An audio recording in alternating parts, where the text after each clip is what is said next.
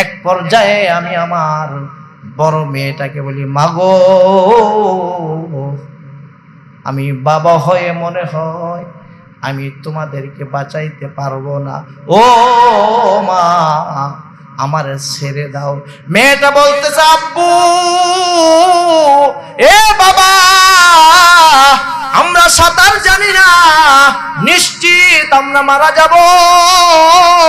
লোকটা বলতেছে, হুজুর আমি কি করলাম, মনে হয় আমার দম বেরিয়ে আসবে, আমি এই মুহূর্তে মারা যাব। দুইটা সন্তান নিয়ে আমি আর কুলাইতে পারতেছি না। সারাদিন বৃষ্টির সাথে যুদ্ধ করতে করতে আমার শরীরের সমস্ত শক্তি ফুরিয়ে আসছে।